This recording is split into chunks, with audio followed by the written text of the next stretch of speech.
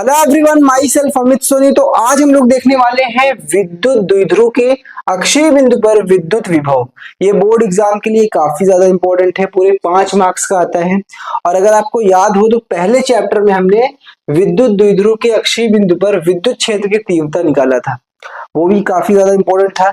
अगर वो लेक्चर आपने देखा होगा तो ये और भी आसान लगेगा। ऐसा नहीं कि अगर वो आपको नहीं आता तो ये समझ में नहीं आएगा, अगर आपने वो देखा होगा तो ये और अच्छे से समझ में आएगा, क्योंकि काफी चीजें यहाँ पे सिमिलर है। ठीक है, और हमेशा की तरह सारा कुछ लेके आया हूँ, कुछ भी रटाऊंगा नहीं।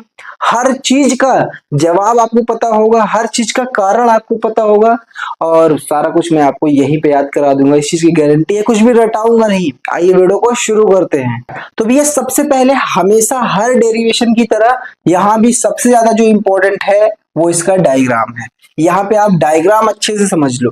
एक द्विध्रुव ए बी लिया गया है। क्या लिया गया है? एक द्विध्रुव ए बी। कुछ इस प्रकार से द्विध्रुव होता है ना, जितना माइनस क्यू इधर उतना ही प्लस क्यू इधर। तो देखो माइनस क्यू प्लस क्यू, एक ए बी द्विध्रुव लिया गया है। अब ए बी द्विध्रुव का जो बीच वाला यानी मध्य बिंदु है वो यहाँ पे हमने ओ मान लिया है।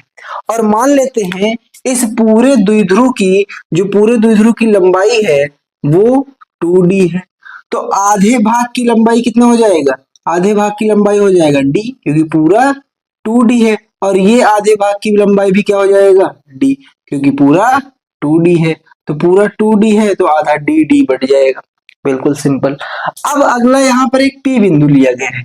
जो P बिंदु है वो ध्यान से देखो, इस द्विध्रुव के अक्ष पर है। द्विध्रुव ये ऐसे पूरा आगे बढ़ता जाएगा, अगर पीछे बढ़ाएंगे तो ऐसे, आगे बढ़ाएंगे तो ऐसे। तो आगे पीछे बढ़ाने पर कहीं भी आप बिंदु लो वही हो जाएगा अक्षीय बिंदु। तो P जो है वो इसके अक्ष पर है द्विध्रुव के, तो P हो जाएगा अक्षीय बिंदु। भूल तो नहीं गए, अक्षीय बिंदु हमने बताया है। अक्षीय बिंदु क्या होता है? द्विध्रुव के अक्ष पर कोई सा भी बिंदु लो वो अक्षीय बिंदु होता है। जैसे अगर द्विध्रुव ऐसे रखा हुआ है, ध्यान से सुनना, द्विध्रुव अगर ऐसे रखा हुआ है तो द्विध्रुव अगर इधर बढ़ा दो डॉट डॉट करके, इधर जाए जितना बढ़ा दो डॉट डॉट करके, क्योंकि ये एक्स अक्ष पर रखा है तो एक्स अक्ष पे कोई सा भी बिंदु पकड़ो इस द्विध्रुव का अक्षीय बिंदु हो जाएगा। अगर ऐसे रखा है वाई अक्ष पर तो वाई अक्ष पर कोई सा भी बिंदु पकड़ो द्विध्रुव का अक्षीय बिंदु हो जाएगा।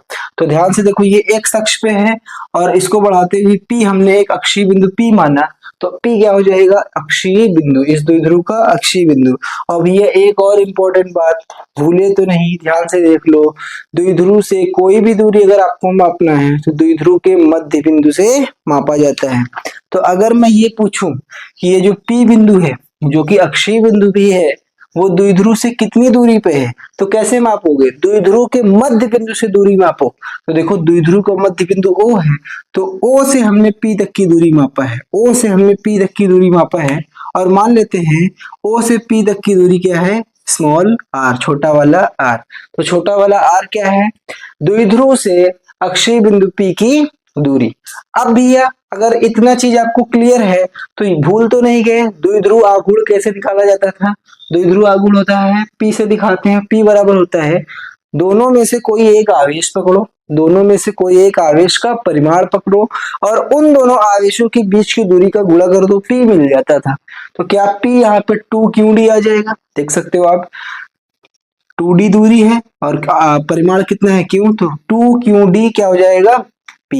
यानी द्विध्रुव आघूर्ण P कितना हो जाएगा? 2qd। 2qd की जगह पे हम P लिख सकते हैं।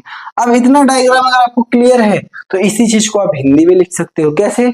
सर्वप्रथम मैंने एक AB द्विध्रुव लिया, कॉमन सेंस से लिखना है, कुछ भी रटना नहीं है। सर्वप्रथम मैंने एक AB द्विध्रुव लिया जिसका मध्य बिंदु O है। फिर द्विध्रुव की लंबाई 2d है तथा द्विध्रुव से P बिंदु की दूरी स्मॉल r है। ऐसे सिंपल शब्दों में जो जो समझ में आ रहा है उसी को हिंदी में लिखो, कुछ भी रटना नहीं है। अब ध्यान से सुनना, हम लोग यहाँ पे चलो दो आवेश ले लेते हैं। एक है Q1 और दूसरा हमने आवेश लिया है मान लो Q2। ध्यान से सुनना, दो आवेश हैं और इन दोनों आवेश की वजह से मुझे मान के चलो यहाँ पर इस जगह पर विद्युत विभव चाहिए। दो आवेश हैं, दोनों की वजह से मुझे विद्युत विभव चाहिए। तो भैया इस बिंदु पर इसके Q2 के कारण भी आएगा विभव और Q1 के कारण भी आएगा, क्योंकि इस बिंदु को लगेगा मेरे पास एक दो आवेश हैं और दोनों के कारण इसके पास विभव आएगा। जो इसके कारण इसके पास विभव आएगा वो क्या हो जाएगा, बिंदु आवेश के कारण विभव वाला सूत्र, और जो इसके कारण आएगा उसके कारण उसको वो भी क्या हो जाएगा, बिंदु आवेश के कारण विभव। मतलब इसके कारण बिंदु आवेश के कारण विभव और इसके वजह से बिंदु आवेश के कारण विभव, दोनों की वजह से यहाँ पर विभव आएगा। और ये बिंदु आवेश के कारण जो विभव होता है वो भूलिए तो नहीं, क्या होता है, 1/4πε0 आवेश Q बटे में दूरी R।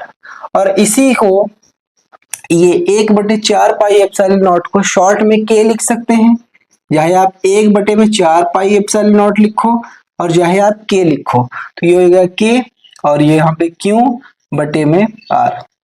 बिंदु आवेश के कारण जो विद्युत विभव होता है वो यही होता है। यहाँ पर क्यों होता है, आवेश, जिस आवेश के कारण आप विभव निकाल रहे हो।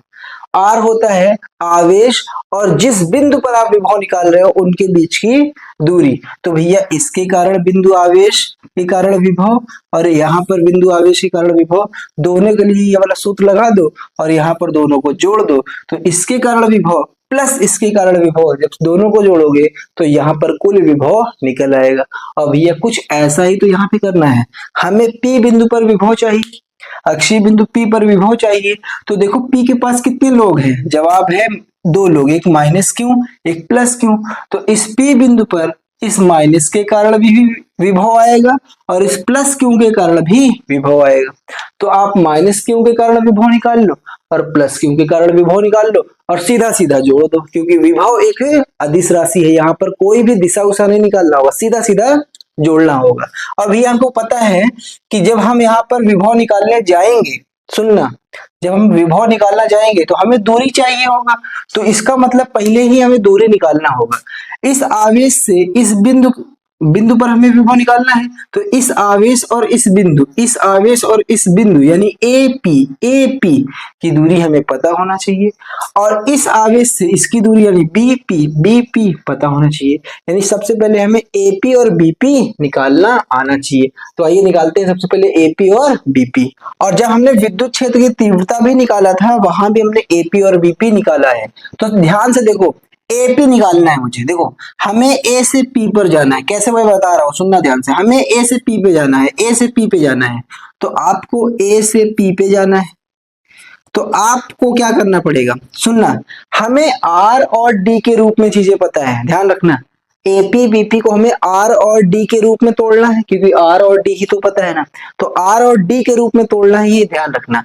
हमको A से P पे जाना है, A से P पे, तो भैया आपको अगर यहां से यहां जाना है, ध्यान सुनना, आपको यहां से यहां जाना है, तो आप क्या करिए कि यहां से यहां तक जाइए और प्लस यहां से यहां तक, हमको ये पूरा चाहिए, तो आपको ये इतना पता है और प्लस ये इतना पता है, तो मैं यहाँ पे लिख रहा हूं, आप वहां पे देखो, आपको AP चाहिए, तो AP को मैं लिख लूं OP, देखो OP कहाँ है, और प्लस में OP कम पड़ेगा तो और दूरी कितना चलेगा, और दूरी ये चलेगा AO, तो यहां से यहां तक की दूरी प्लस यहां से यहां तक की दूरी जोड़ दो, आपको AP मिल जाएगा। अब भैया देखो OP है कितना, OP है R, OP कितना है, R है, ध्यान से देखो डायग्राम में, प्लस AO कितना है, AO है छोटा वाला D, यानी AP क्या निकल के आया, R प्लस D, AP कितना निकल के आया, R प्लस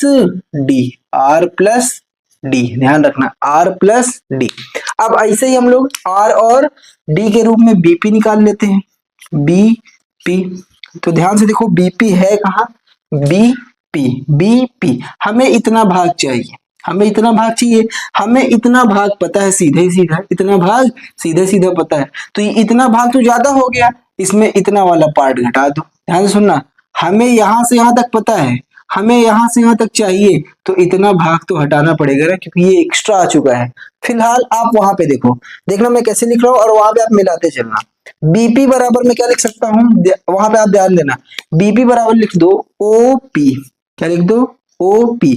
अब ये OP ज्यादा हो गया तो इसमें से घटाना पड़ेगा OB को, OB को। आप देखो OP कहाँ है, OB कहाँ है, तब आपको समझ में आएगा।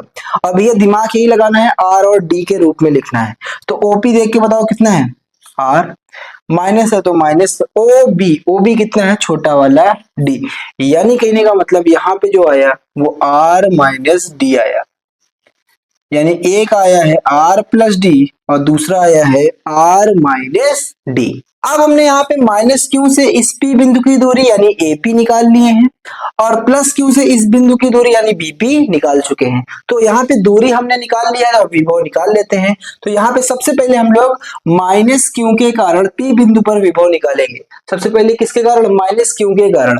तो इसके कारण जो विभव आएगा V, उसको क्या नाम दूं, देखो माइनस क्यू बैठा किस पे है, ए पर, माइनस क्यू ए पर बैठा है तो चलो इसको VA नाम दे देते हैं, VA। तो VA क्या आएगा भैया, बिंदु आवेश के सूत्र से लिखना। तो बिंदु आवेश का सूत्र क्या होता है, ये वाला लिख लेते हैं ताकि बार बार 1/4 पाई एप्सिलॉन नॉट न लिखना पड़े, इसलिए हम लोग स्मार्टली K लिख लेंगे। क्या लिख लेंगे, K। तो ये हो जाएगा K क्यू, क्यू की जगह पे आवेश कितना है, देखो वहां पे आवेश की जगह पे कितना है, माइनस क्यू, तो K क्यू यानी माइनस क्यू, और बटे में कितना है, बटे में है R। अब ये यहां से यहां की दूरी R क्या होता है, आवेश से बिंदु की दूरी, आवेश से बिंदु की दूरी यानी AP, आवेश से बिंदु की दूरी यानी AP, और AP तो पहले ही निकाले ना, तो AP में क्या हो जाएगा, R प्लस डी। और यहाँ पर कोई भी स्क्वायर नहीं होता, याद रखना। तो यहाँ पे कुछ भी स्क्वायर करने की जरूरत नहीं है, ध्यान देना यहाँ पे। और एक बात इंपॉर्टेंट मैं बता देता हूँ, बहुत ज्यादा इंपॉर्टेंट है। यहाँ पर जो विभव वाला जो सूत्र होता है, यहाँ पे जो आवेश आता है उसको भी ये चिन्ह के साथ रखते हैं। कहने का मतलब है ये जो आवेश यहाँ पे आया है इसको चिन्ह के साथ रखेंगे। अगर प्लस आवेश है तो प्लस में रखो, माइनस आवेश है तो माइनस के साथ रखो। ये बहुत इंपॉर्टेंट बात है, ध्यान रखना। विभव के सूत्र में, मेरे साथ बोलो, विभव के सूत्र में जो आवेश है उसको चिन्ह के साथ रखेंगे। प्लस आवेश है तो प्लस रखो, माइनस आवेश है तो माइनस। ऐसा इसलिए क्योंकि जो विभव है वो एक अदिश राशि है। अब भैया जो चीज सदिश होता है उसमें प्लस रखो माइनस रखो कोई मतलब नहीं है, क्योंकि जो दिशा है वो हम लोग अलग से निकाल लेते हैं। लेकिन यहाँ पे ऐसा नहीं है, तो इसलिए आप जरूर से ध्यान रखना, चिन्ह के साथ रखना। इसलिए देखो मैं KQ/R सूत्र लगाते समय क्यू को मैंने माइनस रखा, क्योंकि इसके लिए लगाया तो माइनस क्यू रखा। तो ये बात ध्यान रखना। अब दूसरा है प्लस क्यू के कारण। अब इसके कारण इस बिंदु पर विभव चाहिए, तो इसको क्या नाम दें, VB देते हैं, क्योंकि ये B बिंदु पर है तो इसको नाम दे दिए VB। तो VB क्या आ जाएगा भैया, KQ/R। तो क्यू कितना है इस बार, प्लस क्यू है ना, प्लस लिखो या ना लिखो, चलो लिख ही लेते हैं प्लस क्यू, और बटे में दूरी, प्लस की दूरी P से यानी BP कितना है, R माइनस डी। तो यहाँ पे आ जाएगा R माइनस डी। तो यहाँ पे हमने VA और VB निकाल लिया। अब भैया ये जो विभव है वो एक अदिश राशि है। कैसी राशि है, अदिश राशि है। तो अदिश राशि जब होता है तो कुल जो चीज है यानी कुल जो विभव है वो सीधा सीधा जुड़ जाएगा। तो जो कुल विभव है वो क्या हो जाएगा, VA प्लस VB। तो ध्यान रखना, जो यहाँ पर कुल विभव आएगा, कुल विभव जो आएगा निकल के, अगर मैं उसको केवल सिंपल V से दिखाऊं, जो कुल विभव है उसको अगर सिंपल मैं V से दिखाऊं तो V बराबर क्या आएगा, VA और प्लस VB। सीधा सीधा जुड़ जाएगा ना भैया, क्योंकि अदिश राशि है, 2 + 2 4 हो जाएगा, ऐसे जुड़ेगा, क्योंकि ये अदिश राशि है, सदिश तो है नहीं, तो सीधा सीधा जुड़ जाएगा। तो यहाँ पे सीधा सीधा आप जोड़ दीजिए, तो V बराबर क्या निकल के आएगा, V बराबर आ जाएगा, ध्यान से देखना, V बराबर क्या हो जाएगा, ये वाला प्लस ये वाला, तो ये हो गया K माइनस क्यू बटे में R प्लस डी। ये हमने क्या लिखा, VA। अब प्लस है तो प्लस लगाओ, VB कितना है, देखो K प्लस क्यू चिन्ह के साथ लिख रहे हैं भैया, और नीचे है R माइनस डी। सीधा हमने कुल जो है वो VA प्लस VB कर दिया। अब इसके आगे की कैलकुलेशन में यहाँ पे करता हूँ।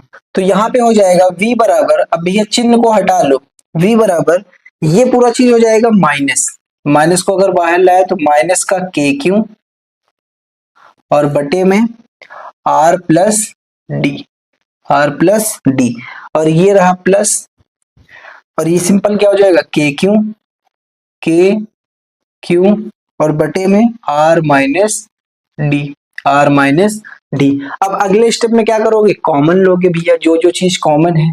तो V बराबर क्या दोनों में कॉमन दिख रहा है, ध्यान से देखो, ऊपर दिख रहा है कॉमन, यहाँ भी KQ वाली चीज बैठा हुआ है और यहाँ भी KQ, तो हम लोग KQ को क्या ले लेंगे, कॉमन ले लेंगे, KQ को क्या ले लिया, कॉमन ले लिया।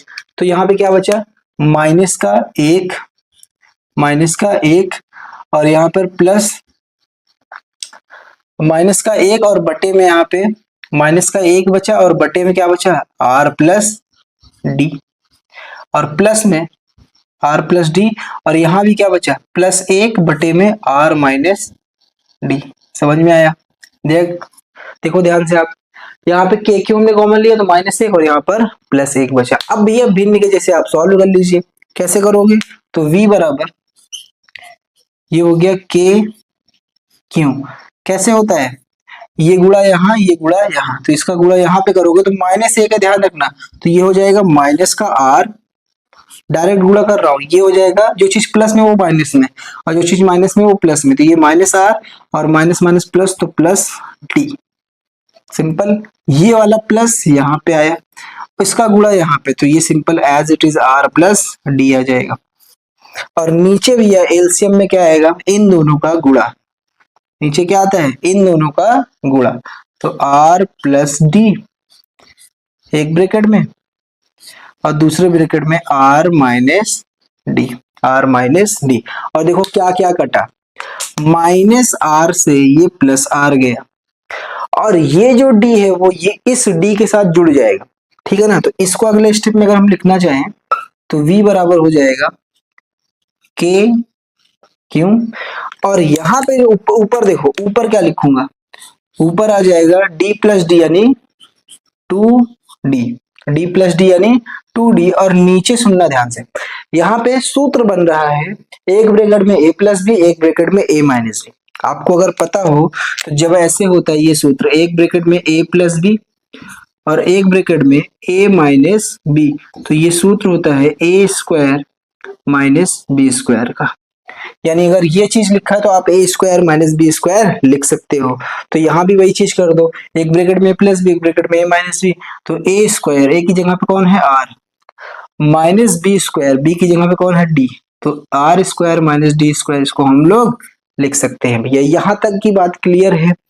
अब सुनना ध्यान से, एक चीज मैंने विद्युत द्विध्रुव के लेक्चर में बताया है और आपको ये पता भी होगा, अगर ये एक द्विध्रुव है तो द्विध्रुव की परिभाषा याद करो, दोनों आवेशों का परिमाण विपरीत होता है, सॉरी दोनों का परिमाण बराबर होता है लेकिन प्रकृति उल्टा होता है, ये सारी चीज तो नॉर्मल है। लेकिन उसके बाद यहाँ पे परिभाषा में एक चीज और बताया गया था कि दोनों आवेशों के बीच की जो दूरी होती है वो अल्पतम लिया जाता है, यानी जो एक द्विध्रुव होता है उसमें दोनों आवेशों के बीच की जो दूरी होता है वो काफी कम होता है, अल्पतम होता है, यानी ये जो 2D है वो काफी कम है। बोलो, ये जो द्विध्रुव की लंबाई 2D है वो बहुत छोटी वैल्यू है, बिल्कुल।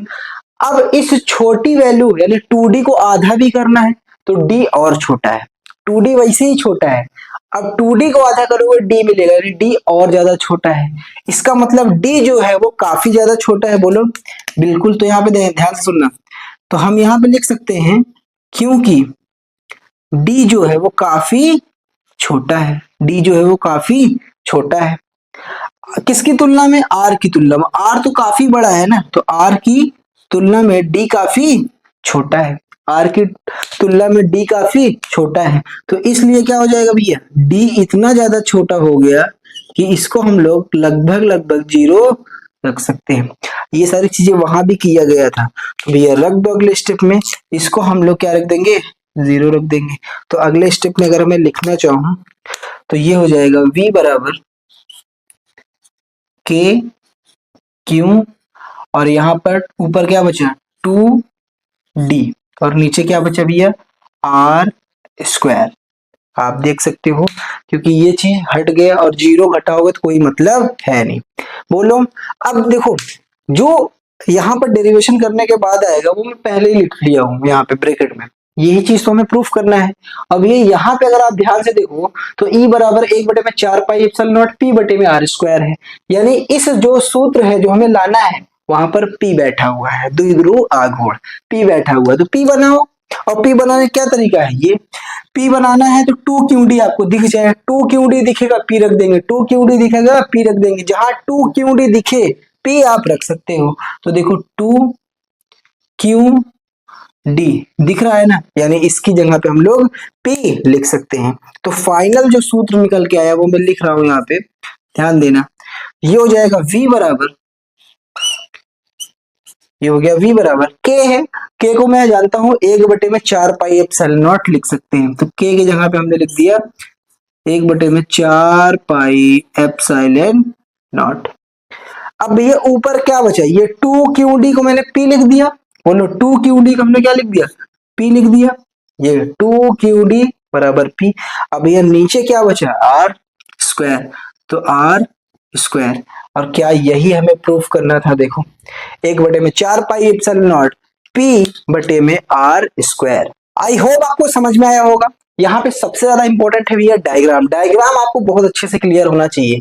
फिर यहाँ पे आपको इसकी दूरी और इसकी यानी दोनों आवेशों की दूरी P से निकाल लेना है, AP BP। उसके बाद इसके कारण विभव निकालो, इसके कारण विभव निकालो, और भैया सीधा सीधा आपको चिन्ह के साथ जोड़ देना है, याद रखना चिन्ह के साथ रखो, उसको सीधा सीधा जोड़ दो। उसके बाद यहाँ पे आप कॉमन लो, भिन्न के जैसे सॉल्व करो, भैया सॉल्व करते आप यहाँ आओगे।